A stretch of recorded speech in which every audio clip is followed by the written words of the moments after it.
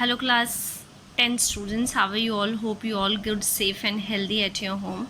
I'm your computer teacher Shifa Monga from California Public School. So class, today we are going to start unit number 3 of chapter number 1. And the name of the unit is values and data types, and it is not a new thing for you. आप सबने किया हुआ है. So let's have a quick revision of this unit. So introduction. Program is a set of statement. Program क्या है? एक set of statement है. And the next question arises how we can build these statements. हम लोग ये statements कैसे बना सकते हैं? So this is the next question. जो चीज़ हमें हेल्प करती है for making the statement of a Java program, these are called tokens. So each token is formed by using a valid characters of a computer language in which program is written. Hence characters are the basic and the fundamental unit of a programming language. So tokens, we have number of tokens because token is a basic unit to make statements of Java program. And अगर हम tokens की बात करें तो tokens के भी आगे कुछ पार्ट्स होते हैं. तो number 1 is character set. Character set can be a letters, digits, operators and delimiters. अगर मैं लेटर्स की बात करूं तो there are 2 kinds of letters, upper case and lower. So in the upper case letters we have A to Z, lower case letters small a to Z, digits digit from 0 to 9. Operators, what are operators? Or operators are the special symbols which are used to carry out some computational task. कुछ ऐसा जिसमें आप mathematics perform करते हो. ठीक है. So there are number of arithmetic operators. So number 1 is arithmetical operators. So these are some of the examples. Logical operators, logical and, logical or and logical not. Relational operator, it's less than equal to, greater than equal to equals to and not equals to. And delimiters, these braces and punctuation, column, semicolon. So next is encoding of characters. What is encoding? Encoding means to change the character. So you must keep in your mind that the characters entered by the keyboard are not directly stored in the computer memory. So it is because the memory stores a character in a numeric number. As we know that computer knows only binary numbers. तो directly data वैसे store नहीं होता है जिस language में आप भेजते हो.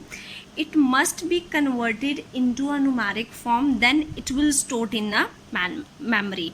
So hence the character entered from the keyboard are type of. So before getting a memory into your computer, it will firstly converted or you can say encoded into a numerical form. So इसमें आपके कौन help करता है? Encoding schemes. So there are 2 encoding schemes, is ASCII code and Unicode. So let's talk about ASCII code and Unicode. What is ASCII? American Standard Code for Information Code versus Unicode. So everybody knows that what is ASCII code. Each character, each symbol has a ASCII code in a computer language. So 0 to 9 we have 48 to 57 ASCII code.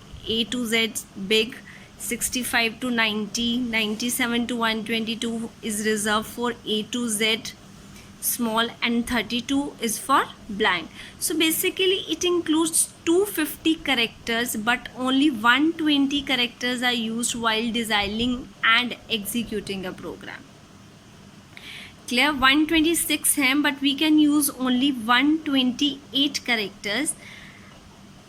So ASCII code basically are designed to represent number as character as a number, with each letter assign a number from 0 to 127.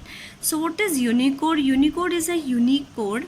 That means अगर मैं बात करूँ तो when we entered a number from keyboard, आप keyboard से कुछ number enter करते हो तो सिस्टम उस करेक्टर को या उस नंबर को एक यूनिक नंबर असाइन करता है.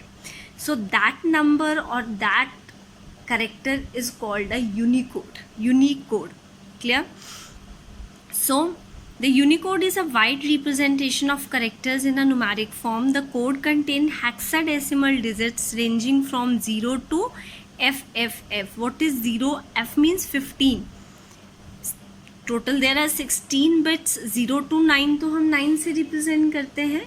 अगर हम बात करें 10 is represented by A, 11 by B, 12 by C, 13 by D.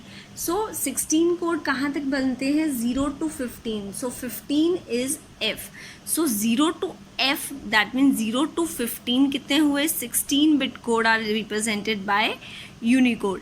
It can address this much character, 1,37,000 character from 146 modern and historical scripts. So it means a code of each character is available under Unicode character set. Unicode character set is the standard encoding technique used to encode character in any computer language. So next is escape sequences. We have already used these escape sequences in the programming.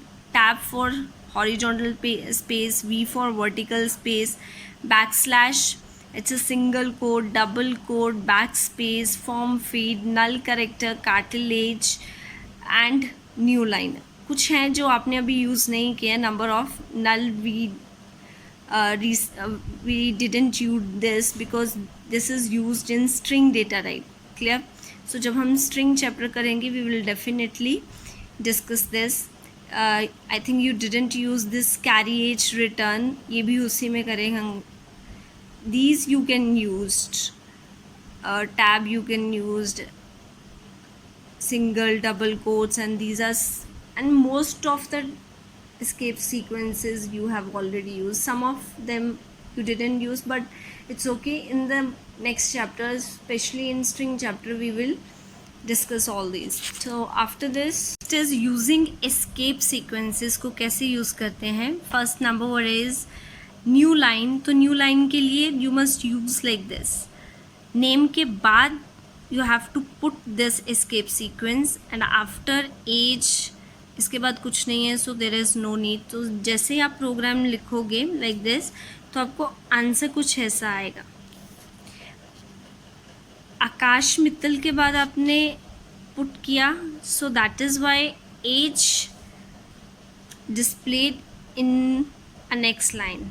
So that is why Akash Mittal 16 years displays you in the next line.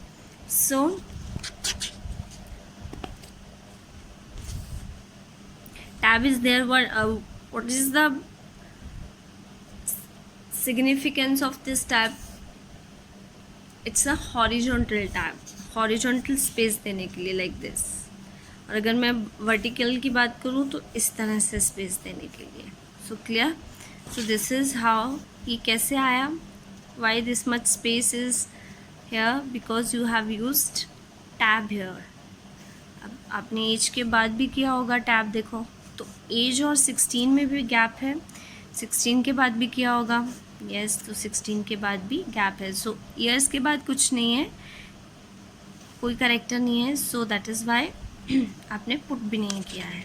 So next is tokens. Tokens we have already discuss. These are the basic building blocks to make a Java statements. So it comprises a number of tokens. Number one we have discussed character set. So after this tokens can be literals, identifiers, assignments, operators, punctuators, separators and keywords. So literal, what are literals? So literals वो होते हैं जिनकी value fixed होती है. You can't change their values. So integer literal, what is integer? A number without decimal is called a integer. So इससे हम बोलते हैं integer literal. Real are those which have decimal point. Character, a single character but enclosed in a single quotes. String, it's a combination of character but enclosed in a double quotes. Boolean, either true or false.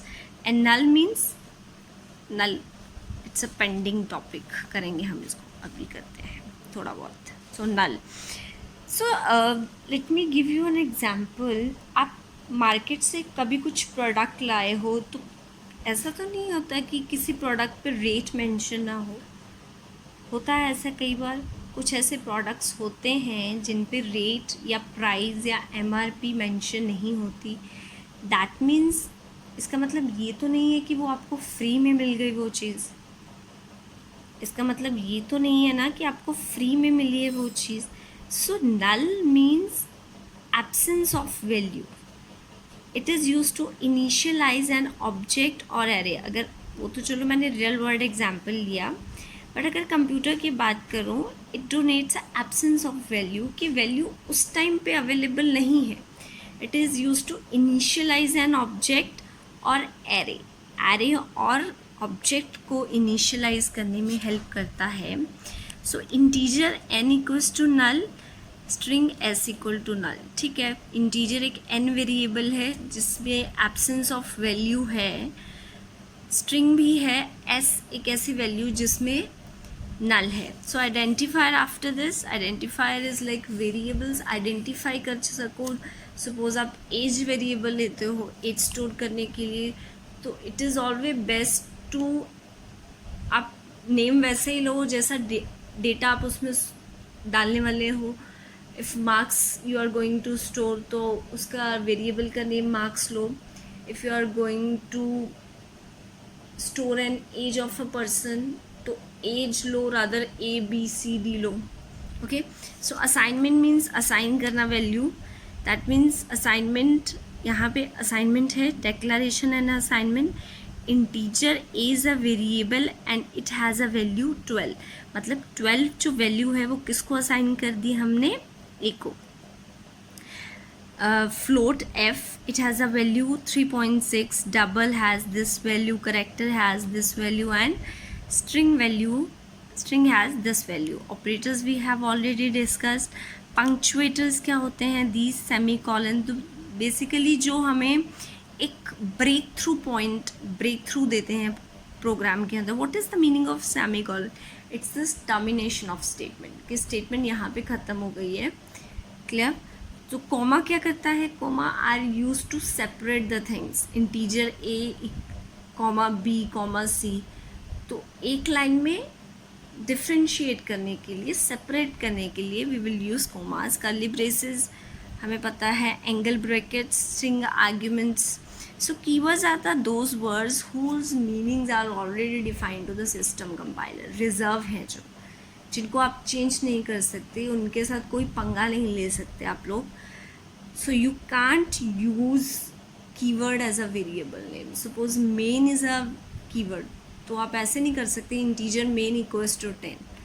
You can't use main as a variable because it's a keyword. Keywords are the reserved words. Clear? So what are data types? Data types वो हैं वो जो data की type बताते हैं. Memory में अगर आपको डेटा स्टोर करना है तो you must have to tell the compiler that what is the type of the variable you are going to use. क्योंकि उसी के अकॉर्डिंग आपको क्या मिलती है, मेमोरी असाइन होती है. आपके वेरिएबल को मेमोरी मिलती है. अगर आप लिखते हो इंटीजर a इक्वल्स टू 10, तो इंटीजर अगर लेता है हमारे पास 4 बाइट्स, इंटीजर 4 बाइट्स लेता है, दैट मीन्स 4 इंटू 8 कितना हुआ, 32 बिट्स उसको असाइन हो जाएगी. लेकिन अगर आप उसको मेंशन ही नहीं करोगे इंटीजर a इक्वल्स टू 10, तो a इक्वल्स टू 10 अकेला तो मेमोरी ले नहीं सकता. उसको पता ही नहीं, उसको आइडेंटिफिकेशन ही नहीं है कंपाइलर को इसको कितनी मेमोरी असाइन करनी चाहिए. Clear? So there are 2 types of